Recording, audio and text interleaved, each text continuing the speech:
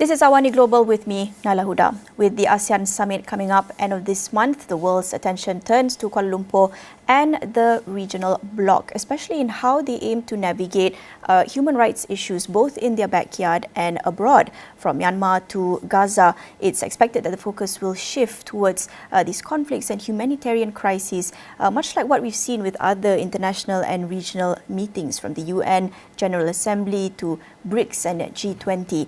And one signal perhaps that the region's approach to human rights issues is evolving is the ASEAN Intergovernmental Commission on Human Rights, or AICHR, preparing to adopt 2 landmark declarations at the ASEAN Summit end of this month. So to find out more about these landmark declarations and what AICHR is doing, we're very honoured to be joined by His Excellency Edmund Bon, Chair of AICHR, joining us online on AWANI Global today. Thank you so much, Edmund, for joining us today. I think before we go into the declarations, maybe we can sort of paint a picture, sort of go into the bigger picture question of human rights issues and how perhaps you might see this having some progress, or how it's evolved in Southeast Asia. How has ASEAN been addressing these human rights issues in the past decade or so? Thank you. The ASEAN Intergovernmental Commission on Human Rights was established in 2009. And I think in the beginning, ASEAN was a bit fearful of human rights. The representatives were debating how to go about it. And that was because really we didn't have a baseline human rights declaration. And only in 2012, we had the ASEAN Human Rights Declaration that spells out all of the civil political rights, the UDHR rights, the Universal Declaration of Human Rights. And it adds value with 3 really important rights: the right to a safe, clean, healthy, sustainable environment, right to enjoy peace, and right to development.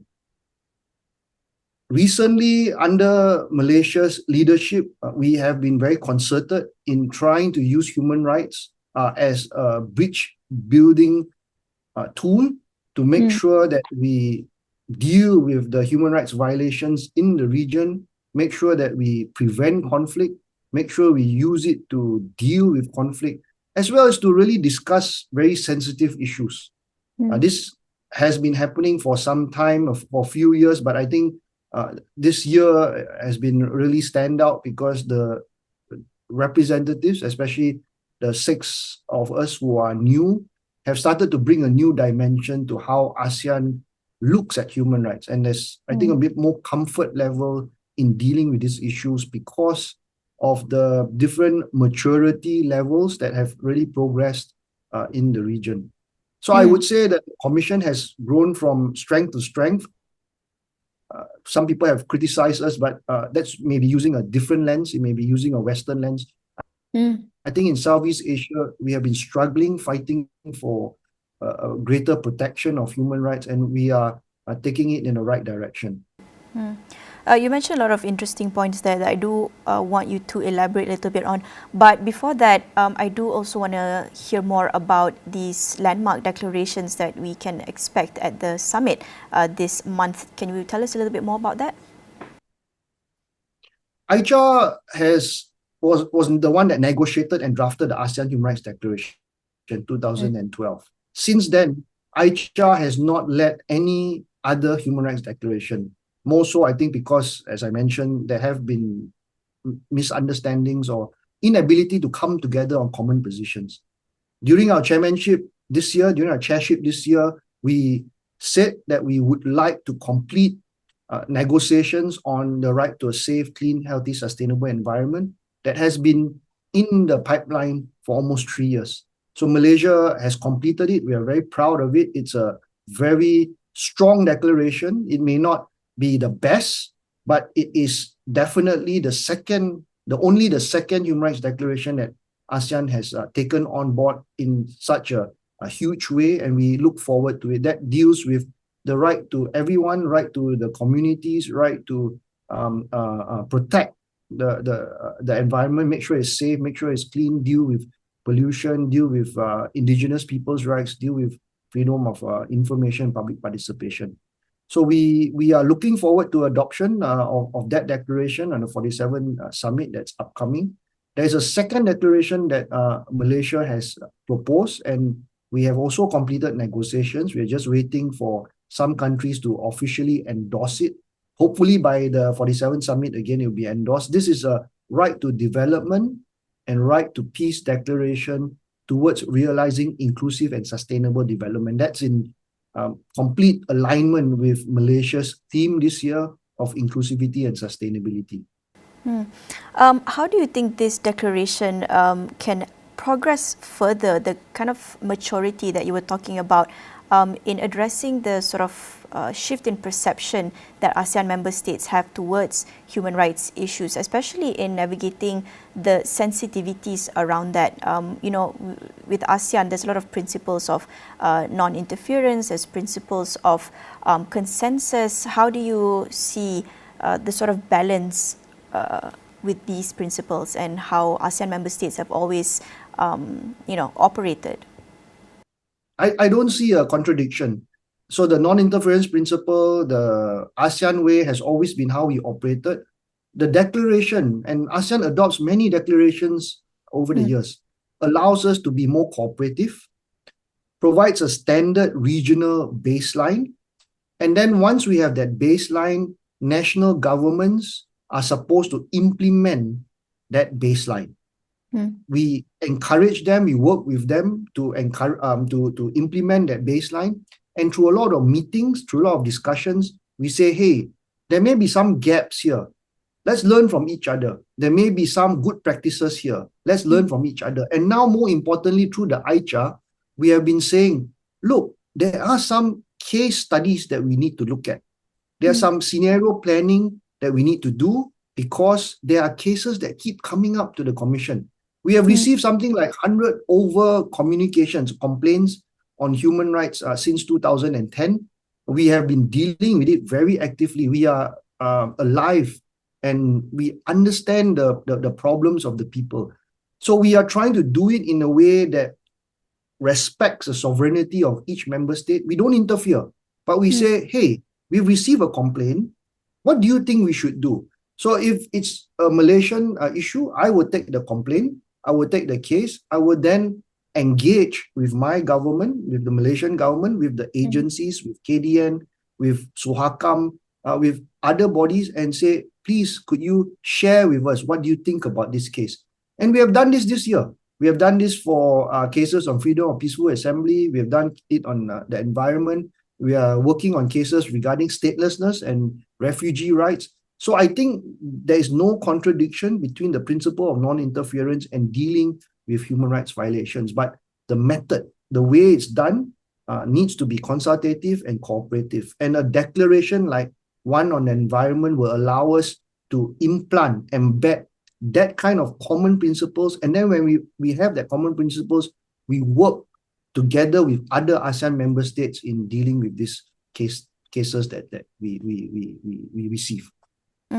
Yeah, I want to go a little bit deeper into that, not just looking at about the balance that you have to strike with these different principles, and you seem to think there's no contradiction, but what about in terms of governance and in terms of these regulatory and justice system frameworks? There's, I'm sure, fragmentation across the region. How do you perhaps find this effort of harmonizing or creating this standard regional baseline, as you say, keeping in mind that there's this variety and diversity of regulatory systems and justice systems across the region? So the understanding of, for example, the EU, they have a supra-national type of parliament where they have laws that apply to all their member states. ASEAN is a bit different. ASEAN is more like an association. While we try to align a lot of our principles, policies, and standards, we just make sure that we don't go below international human rights standards. As long as we don't go below international human rights standards, if those standards are then translated into practice, how they are operationalized in different contexts and on different countries will differ. So we will allow those countries to say, yeah, okay, this is how we implement it. We understand your national context. We understand your economic reasons. We understand your capacity. But so long as you don't drop below the international line. The international standard, the regional standard now, and now I can say with the declaration, there will be a regional standard on environmental rights. We must not drop below that line. And that line to me, in that declaration, is actually higher than international standards. So when we operationalize it, we help each other to operationalize it. But we cannot really compare ourselves with other regions like Africa and Europe, where there is a court, and say, yes, you need to harmonize, you need to make sure all are the same, and when there's a violation, go to the court and get a court judgment. ASEAN at the moment has no court, so we cannot compare our regions. We can see how it works that side, but the Commission has mandate and powers to provide recommendations, and we have provided recommendation. An example is the recommendation to Myanmar on the situation of the earthquakes, the 5-point consensus, as well as the Myanmar coup. On that point, you bring me to my next point. Of course, there'll be a lot of attention focused towards the Myanmar crisis as well. What the process or the progress has been like with how ASEAN has been dealing with that. How do you think AICHR looks at this crisis, and how do you think the conversation surrounding it will be like with the ASEAN summit this year? First of all, I need to say that AICHR is probably one of those bodies that meet so regularly. This year we have met, I think 6 times. We've met 5 times. We're going to meet the 6th time, and then we have something like 20-30 activities a year. So we meet each other regularly. I can tell you that for every meeting, myself and some of the other representatives always raise the issue of Myanmar, the implementation of the 5PC, humanitarian aid, dealing with going back to normalcy and supporting a long-lasting, durable peace. When we talk about it, we would then receive responses from Myanmar and maybe other representatives, and then make recommendations as to what can be taken up. Some of these are in writing, some of these are verbal, but we have a situation of discussing how it can be implemented. At this point in time, Myanmar is a extremely complex situation. It's being dealt with by the leaders. The issue is whether ASEAN will support the elections, which may not be inclusive. And I think Malaysia, our foreign minister, has already taken a position. It's quite clear that we will be careful in wanting to support such position. But the advocacy, the diplomacy to deal with the issue of Myanmar has to continue. We have a special envoy of the ASEAN chair to deal with it. But I'm saying that is for the Commission, it provides a platform to discuss this sensitive issue. Look at the other extreme. We've talked about the responsibility to protect principle. It has 3 pillars. One of the pillars is military intervention. And I know nobody wants that. ASEAN will not want that. No ASEAN member state will put their boots on the ground and go in without the consent of that government, whether it's a military government or whether it's a civilian government. But when the government says, I need aid, I need humanitarian support, and Malaysia has sent our people there, Singapore and a few other countries have sent post the earthquake, that is another way of showing support. But and that also came with the ceasefire, which was a good thing. So there's no quick fix answer. This issue of Myanmar has been a festering issue for many years. It's been an issue that ASEAN has to deal with. But moving ahead, I think we see progress, because even at the Commission, when it was very sensitive to talk about Myanmar long time ago, we made statements in 2018 about the issue of the Rohingya refugees. Just quickly on that note of the case of Myanmar, these mechanisms or these channels of dialogue and negotiations and discussions, do you think these are sufficient, or do you think there are other avenues to be explored? ASEAN 2045 calls for a strengthened ASEAN, enhanced ASEAN. We need enhanced mechanisms. And the promise Malaysia made, my part in the sense of as a representative of Malaysia on the AICHR, last year, I recall, is that we are looking at peace and conflict prevention. This year, we have started with a lot of workshops, many workshops. There's one continuing next 2 weeks on peace. I think we need to enhance ASEAN's conflict prevention and peace building mechanism. we do not have a mechanism that allows a full ASEAN-led, ASEAN-owned whole of ASEAN approach. A lot of times it relies on the good faith and the good officers of the ASEAN chair, in this case, Malaysia. So what we are looking at the Commission is, do we need an ASEAN template?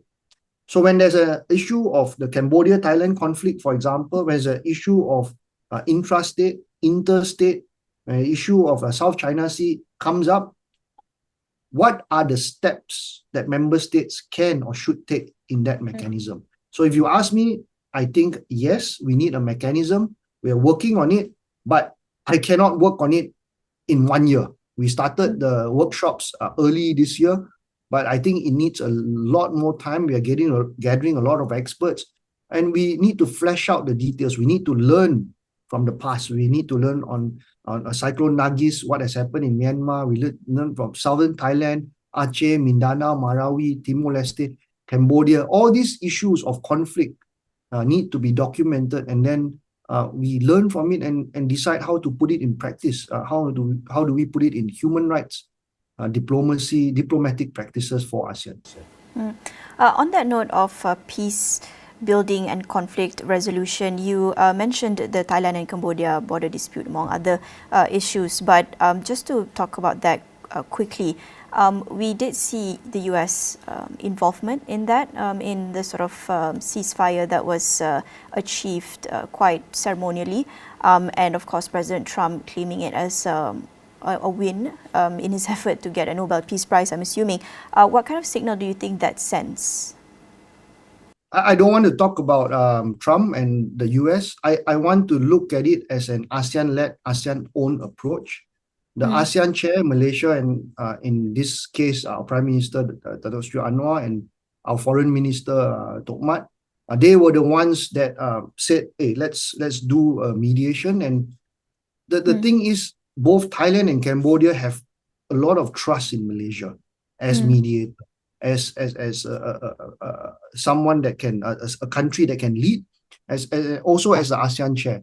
So I see this as success for Malaysia, but that's only the first step, getting the ceasefire. Malaysia also now leads the issue of how we implement the ceasefire, and there are some conditions to the ceasefire about dealing with the online scam issues, moving heavy artillery. So we look forward to steps. The Ministry of Foreign Affairs, Malaysia, has been negotiating very much. And I don't want to comment about it very much because we have not reached the end. Yeah. But I really, really hope that we can come to some sort of long-lasting settlement. But what I want to say, and I can say from the Commission itself, is that we have discussed it. Cambodia and Thailand, respectively, have been sending communications to the Commission, AICHR, to me, addressed as the chair, and I have been speaking to Cambodia and Thailand in full consultation with their ministries and my ministry, as well as sharing it with others and say, in essence, hey, there is this problem, there are some recommendations, what do we do about it? And we just spoke about it at the last meeting. Of course, a lot of it depends on what Cambodia and Thailand wants to do. Both of them seem to be taking different approaches. And at the moment, it will be for us, incumbent on Malaysia, to mediate those approaches and look forward to peaceful settlement of the dispute. Just quickly on that, how contingent do you think efforts of peace building and conflict resolution, the sort of maturity, as you said, to address sensitive human rights issues, how contingent is that on the leadership, the chairmanship of ASEAN and AICHR as well? ASEAN has been quite successful, if not one of the most successful regions in preventing conflicts. A lot of the conflicts that arise are actually intrastate. So you see around us issues that have come up really within that state. And so then the non-interference principles apply a bit more because the state then says, please don't interfere with us. But when it spills over, when there's a regional peace that is threatened, like Malaysia has many refugees from Myanmar, then it becomes an ASEAN issue. So I still keep going back to the issue of here our practice has been rely on the chair. I'm saying, yes, rely on the chair, and that's in the ASEAN Charter, but relying on the chair is not enough. We need a template at a working level rather than a ad hoc process that comes and goes whenever there's a conflict, and then someone rushes to say, okay, let's have this process. Yeah. Because the ASEAN chair may have different views, and different successive ASEAN chairs may have different approaches. So I'm saying, let's have an ASEAN mechanism, and AICHR is actually working on it. And to work on it, AICHR provides a safe and constructive platform to discuss this issue. So when people say, oh, AICHR doesn't discuss this issue, AICHR doesn't protect human rights, AICHR doesn't respond, I think that's wrong. Nobody knows what's going on in the commission. Of course, we keep a lot of our discussions confidential because it's some quite emotional discussions. Yeah. But I can say publicly that we discussed this very robustly in the commission. Now, I want to move beyond issues in our backyard to some issues beyond. What are some of the factors that inform AICHR's decision to address international issues beyond ASEAN? For example, the conflict in Gaza, of course. The conflict in Gaza has been raised by Malaysia, by myself, in at least 3 of our statements. Yes, I think. And the last recent statement was one of the strongest. I've called it a genocide.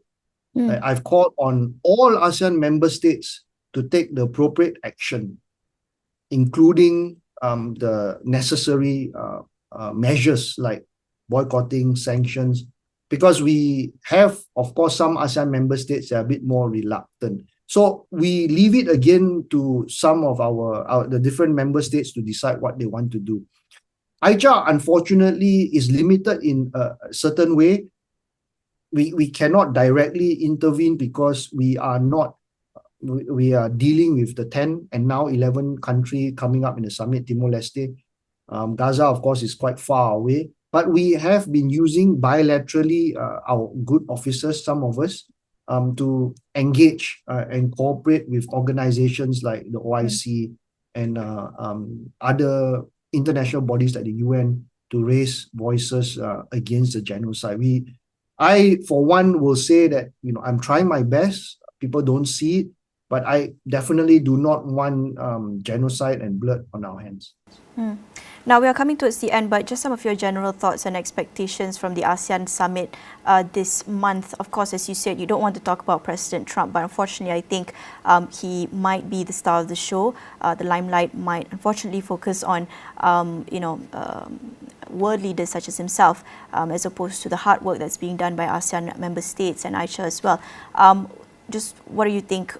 Will human rights issues take center stage, much like it has with other international meetings, UN General Assembly, issues of Gaza and Myanmar taking center stage? Do you think that's rightly so?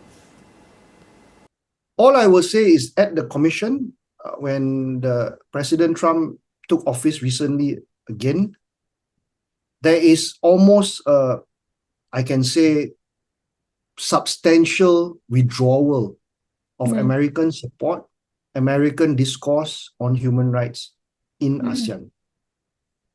And I'm very sad because there is a lot of important aid that US agencies provide to people who need them, like on food, on health, also to the commission. So I will just say that if they want to become irrelevant to Southeast Asia and ASEAN, then that is their decision. I will not want to bet my dollar on them coming back, but just look ahead. We will be ASEAN-led, ASEAN-owned.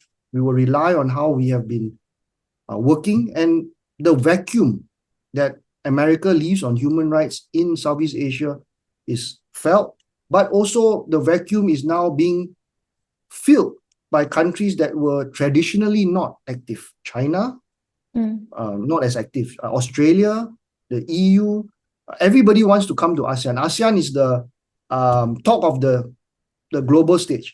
ASEAN is in a sense very attractive for a lot of people, or a lot of countries that want to make friends with us. So I'm is something that I take seriously, but for relevance to the Commission at the moment, I will just say that we will continue with our work. We will continue to promote and protect human rights, and we will continue to defend the interests of not only Malaysia, but ASEAN's interests on human rights and on democratic values. Just final thoughts. One more thing I want to get your thoughts on. If you had to describe Malaysia's chairmanship of ASEAN and AICHR in this past year. We have been inclusive, very inclusive. We have had civil society participation in almost every program that we have done, including on our firework plans, our priority programs. This has never been done before. You can ask civil society, ask them what Malaysia has been trying to do. We've been very inclusive. We've also been very, in a sense, for substantive matters, sustainable. The two declarations I mentioned supports our sustainability measures. But I think we've been also very forward-looking. The 2045 vision that Malaysia led in the negotiations adopted at the last summit talks about a vision for people-centered ASEAN. We cannot ignore issues that are real and issues that affect the most vulnerable and marginalized people on the ground. Thank you so much for sharing your thoughts. Plenty to look forward to, of course, at the ASEAN Summit end of this month, and perhaps we'll need to follow up after and see what the reception is like with the declaration or declarations. We'll have to see. Thank you so much once again to His Excellency Edmund Bon, Chair of AICHR, for sharing some of his thoughts on what AICHR has been doing in the past year with Malaysia's chairmanship of ASEAN. That is all on AWANI Global at this hour. We'll see you again.